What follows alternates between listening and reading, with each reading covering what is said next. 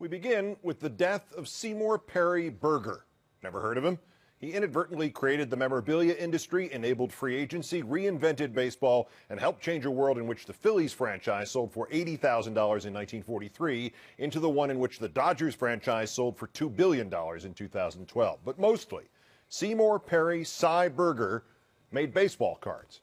In the perfect memory of youth that soothes my middle-aged dreams and similar dreams from similar boomers, I know the water in the little plastic pool in the backyard will be warm enough by noon, that Soupy Sales will throw more pies than usual on this afternoon's show, and that my 8-year-old's intuition will have proved correct. The new series of baseball cards did get to Bill's luncheonette this morning. Norm Cash, grinding his way through a fearsome swing, will be squinting up at me from the first freshly opened pack. The cards will look so new that they will seem as if they haven't fully dried yet. The packs will be too pristine to be unwrapped, but impatience will overcome reverence.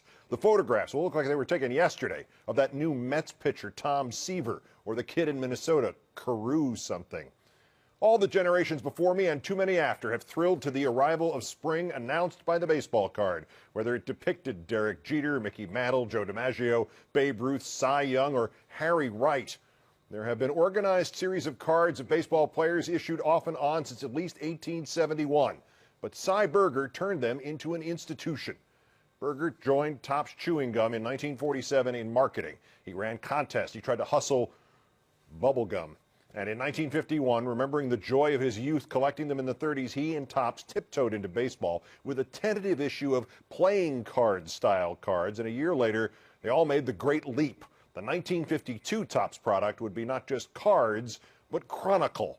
By the time the leaves began to turn, Berger had churned out 407 different cards, both more and larger than had been made before, including one of Mickey Mantle, that remains to this day the second best known piece of sports memorabilia of all time. Scarce because Sy Berger didn't sell the series containing the Mantle card until September or October, and by then the kids were in school or buying football cards. Scarce because Sy Berger claimed he eventually took the unsold stash, thousands and thousands of 1952 Mickey Mantles and Jackie Robinsons and Pee Wee Reeses, and piled them onto a barge and had them dumped in the Atlantic Ocean. Berger made the originals at his kitchen table using pieces of cardboard and scissors, and while predecessors as long ago as 1863 had used photos, and some in the 1880s had tried to make a card of every player, and some had used color, and others as early as 1911 had tried team logos and autographs and stats, only Sy Berger realized that to sell his gum, his cards had to have all those ingredients. And Berger did two more things. He invested in color, good color. Until the 70s, there was more color baseball photography in a pack of Topps baseball cards than in a year of Sports Illustrated. And in 1957, he oversaw the seemingly trivial change of the size of the cards. There had been 7 different sized national sets issued just in the preceding decade. In 1957, Topps made all the cards 2.5 inches by 3.5 inches. Whether to be held gently or stuffed roughly in a pocket or drawn on, or most damagingly of all, flipped, the smaller card fit perfectly in the hands of tens of millions of boys. It was as fateful a remeasuring as the decision to move the pitcher's mound from 50 feet to 60 feet 6 inches. To this day, all real baseball cards and basketball cards and Australian rules football cards are 2.5 by 3.5. The symmetry is as immutable and as ineffable as the size of a dollar bill or the width of a railroad track. Sy Berger's other great unnoticed innovation was unceasing accuracy. While the very first cards were in the stores in 1951, one player, Gus Zernial, was traded from the White Sox to the A's. In the second print run, Berger changed Zernial's biography and painted over the C on his cap to update the trade. By the year Sy Berger's baseball cards swallowed me whole, 1967, the meticulousness bordered on fanaticism. I was the son of an architect, so even at age 8, I got the consistency of the design pattern. Each team's name was in one color and one color only. The player's name and position was printed at the top, perfectly centered. First name, space. Last name, space, dot, space, position. Except for card number 487, Tom Reynolds.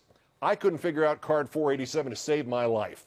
The back said Tommy Reynolds, T-O-M-M-I-E, just like in the Mets yearbook. The front said Tom Reynolds, but worse than that, it said Tom space Reynolds. Made no sense.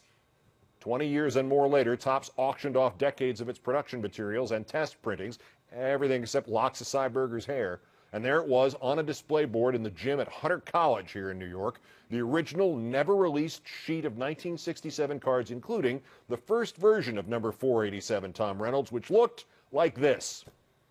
Tommy Reynolds, T-O-M-M-Y.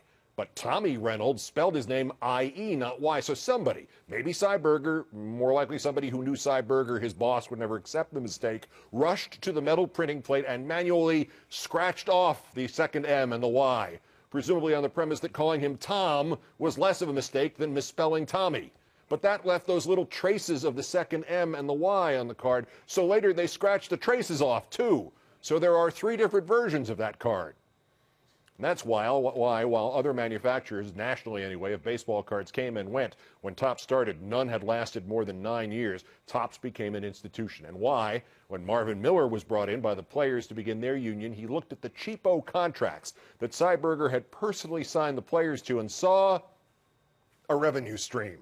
And a union-wide all-player contract with Topps became the first major income for the Players Association, which would never have gotten off the ground without that money, and never have forced free agency, and never inflated baseball to the vast media industrial complex which it has become. Sy Berger remained a Topps vice president until 1997, remained a presence in the company until his death Sunday at the age of 91. The legacy he left behind is so vast as to be immeasurable. It includes that 1967 proof card of Tommy T-O-M-M-Y Reynolds, which I still need to complete my set. Thank you, Sy Berger.